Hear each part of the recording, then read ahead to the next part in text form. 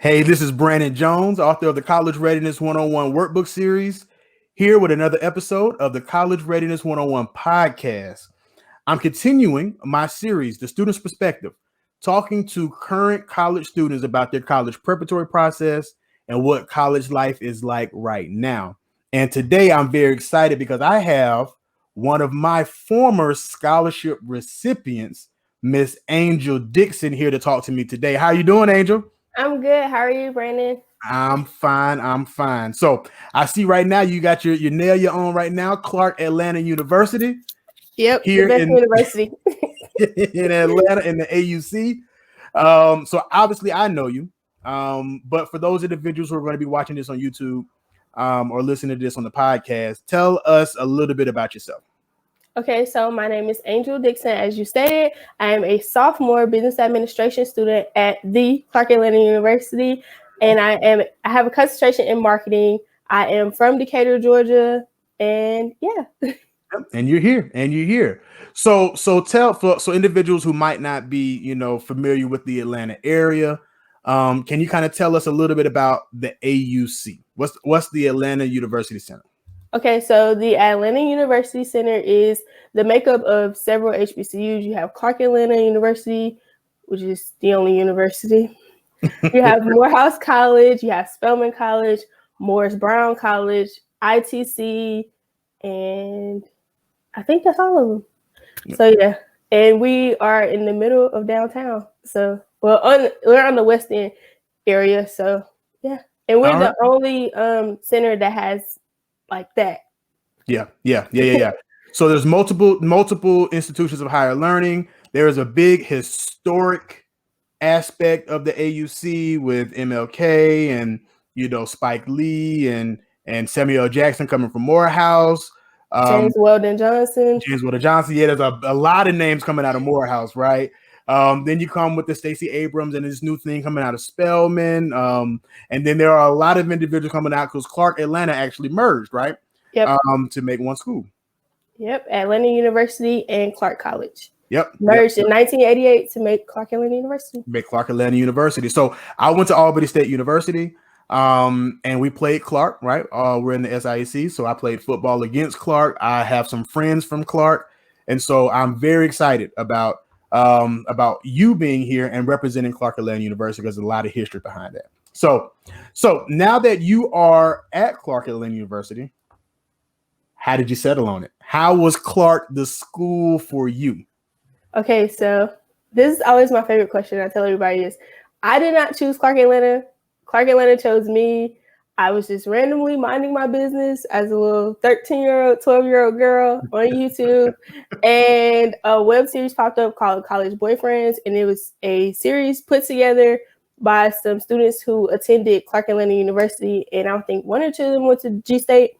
But yes, and the show was basically based around what it's like to balance school, relationships, friendships, all of that. It was a very interesting show. And so once I watched it, I said, if they take the time to film on campus and be students and work jobs and stuff like this, I have to go to Clark. Like the way they talked about Clark was like, this is the school, and it is. I had to attend Clark Atlanta, and that's how Clark Atlanta found me. And ever since then, I've been in love. Clark was my number one school. And now I'm here, and I still can't believe it 2 years later. That's right. You are a sophomore. I remember when you were kind of coming to Next Step Education events, you and your mom. So we went on a couple of tours. We went to a couple of college fairs. I know you came to our college fair, and you were a recipient of one of Next Step Education scholarships. But just for those individuals who are listening, what was kind of like your college preparatory process? Like, what were you like doing? What were you being involved in? What tasks were you completing? What was that like for you? Okay, so my college preparatory process was a little bit different than the average one. I actually was not involved in high school like almost at all until junior year. I joined Poetry Club, and then senior year, Poetry Club no longer existed. So I was at HOSA, which is Health Occupational Students of America. I ended up being on homecoming court. Senior year was the year. But I did not take a SAT or an ACT until my senior year. Wow. I did not pay attention to my GPA until my senior year. And when I paid attention to it, it was a 2.5. And I said, oh, wait a minute. Mm-hmm. And Clark requires a 3.0. Requires. Mm-hmm. And so I took the SAT and the ACT.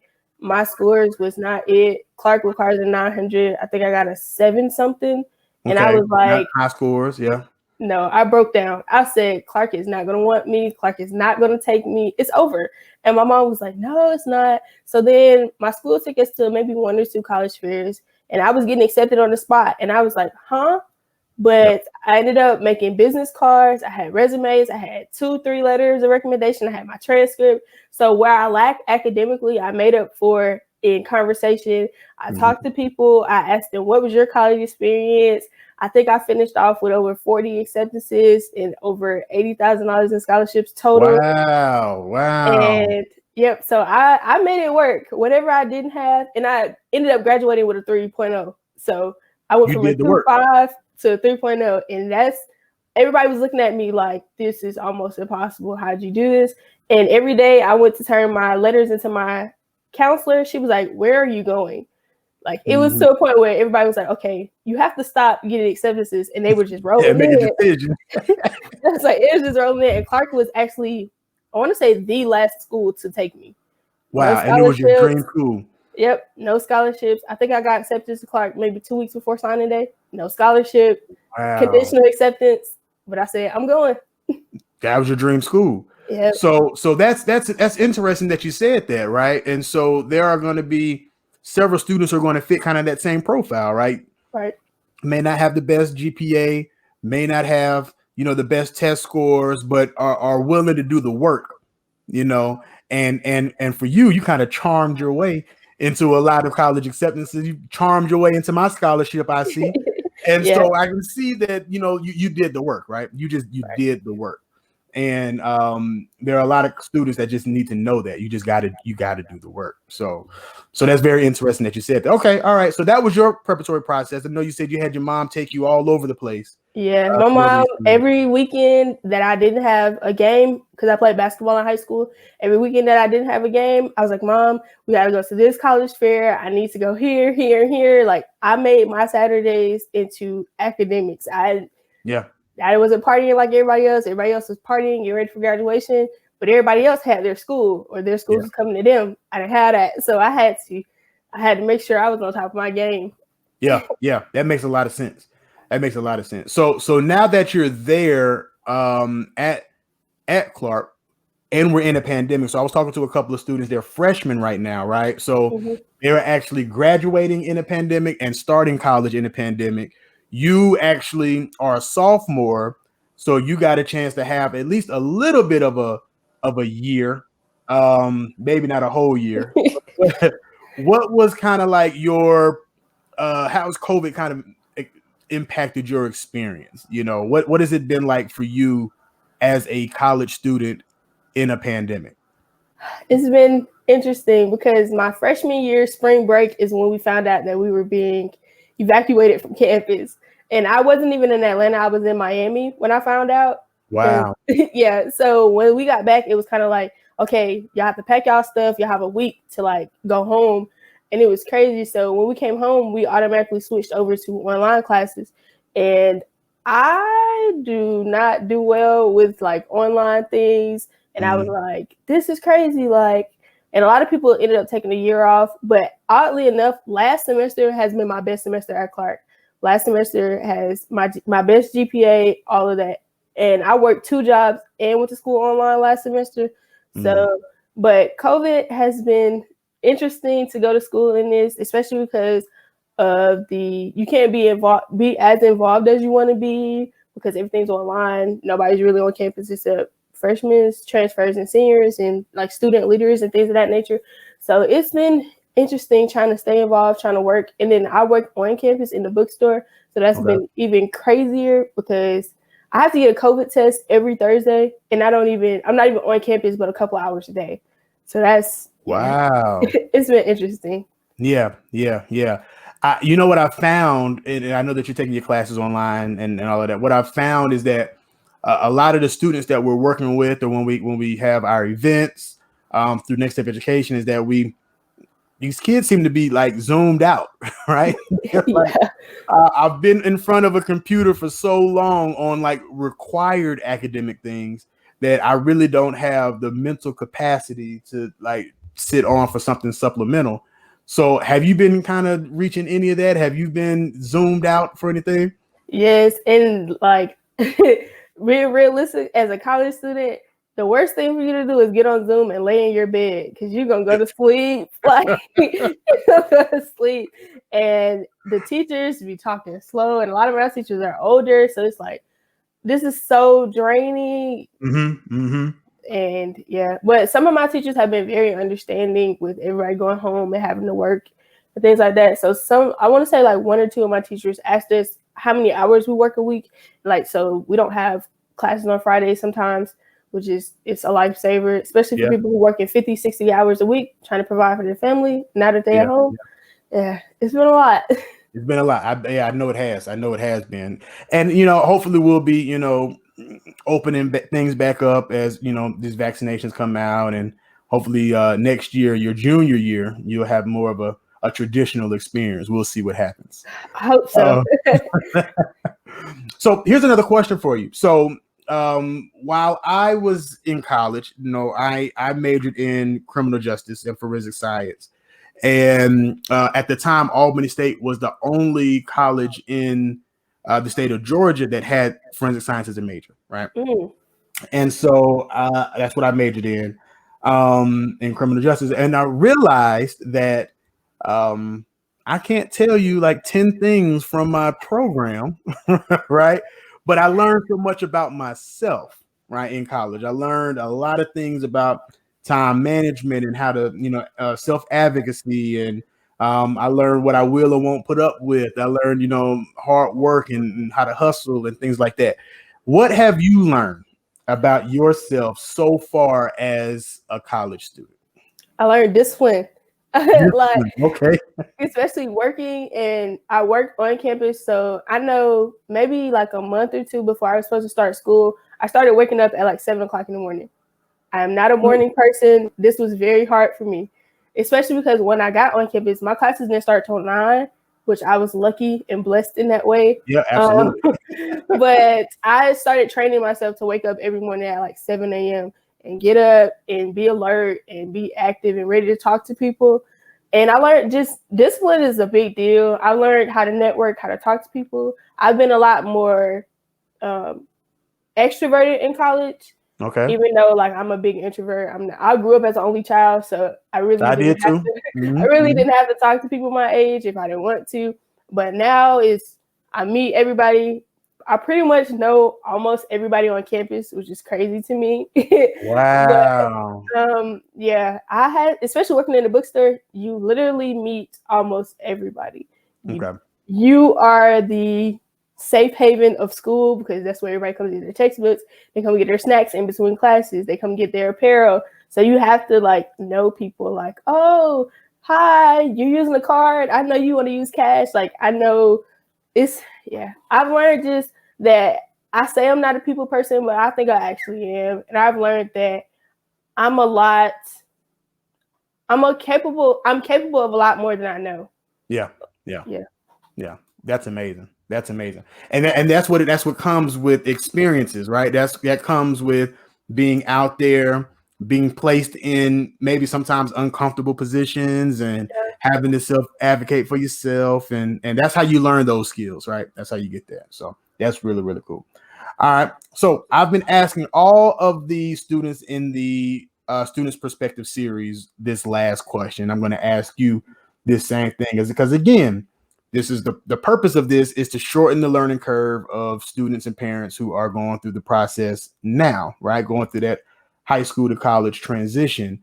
So my last question to you is there any advice that you would give to a current high school student, let's say a high school Angel Dixon, right? And Angel Dixon's mom, like what would you give? What advice would you give to them as they progress through their process? Okay, so for parents, you have to let your child choose their own path. That's just what it is. My mom was very supportive of me going to Clark. My mom was very supportive of me going wherever I wanted to go, doing whatever I wanted to do. And even if I didn't want to go to college, she said, I need you to at least give me a year. At least go and try for a year. And I think that was very important because at one point I was like, if I can't go to Clark, I'm not going. And that's what it was. Okay. Okay. And so, yes, parents, just be as supportive as you can, especially now with students applying to colleges through pandemics, not being able to visit campuses, not being able to get the fast communication that they need. You just have to be very supportive and very open-minded. Students, please make your own opportunities. Whatever your high school doesn't provide for you, go out. You talk to people. If you got to reach out via social media, they will respond. Look at people who go to the dream school that you want to go to. They will respond. Look at YouTube videos. Look wherever you got to look to reach out to people. They will respond. They will be happy to respond. And those may be some of your best friends once you get to college. Like, you just have to be very open-minded, very responsible for yourself, because when you get to college, nobody's there but you. Nobody's going to wake you up every morning. Nobody's going to tell you, hey, you're failing this class. No, it's all up to you. So you need to learn that now. And that, yeah. And I think that's it. Just enjoy college also. You have to give it a fair shot and go where you want to go. Because a lot of people told me not to go to a HBCU. And I went anyways because I love going to HBCU. But go where you want to go. It's up to you. Yeah. I had a phenomenal Black college experience, right? And I enjoyed every bit of my college experience. And I think there's something about the HBCU culture that, you know, you just don't get until you get there, right? It's almost like one of those things you gotta go through. You were telling me there's something called an olive branch at the AUC. What tell us a little bit about that. Olive Branch is so beautiful. It's the most beautiful time in the AUC. So when you are a freshman student, and I want to say transfers can go, but I'm not sure. So there is a day where at the end of all of y'all's freshman weeks, which everybody's freshman week is different. Spelman has their own, Morehouse has their own, and Clark has their own. It's very different.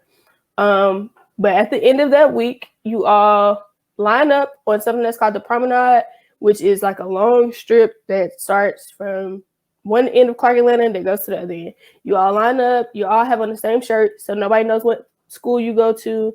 Nobody knows anything. You all just wear jeans, t-shirt, sneakers. And you get a Spelman sister and Morehouse brother. And you all walk to King Chapel together. And you sing songs, you dance. Everybody meets everybody's queen and king and things of that nature. It's a time for you to get to know your family, because that's what we are in the AUC, everybody's family.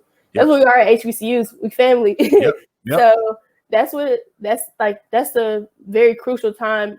Even if you don't talk to the Spelman sister or Morehouse brother or Clark brother or sister that you've been assigned, you can meet so many other ones that they will probably be your best friends for life.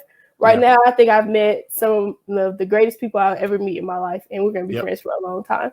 So if you come to the AUC, which I think you should, take advantage of that. Take advantage of it. That is huge. That is huge. And you know, it's just a culture of HBCUs that I'm just in love with, and I enjoy mine. So I appreciate you coming and talking to me today. This has been a great conversation, and you've been giving some sound advice. And I think that, you know, parents and students should be able to take, you know, the nuggets that you're giving and implement that into their college preparatory journey. So thank you. Thank you. All right. So if you like what you're hearing and you want to learn more, you can subscribe to this podcast and YouTube series. And you can follow me on my social media platforms at College Readiness 101. And if you are looking for resources to assist you with your college preparatory journey, you can go to my website, collegereadiness101.com. I'll talk to you next time.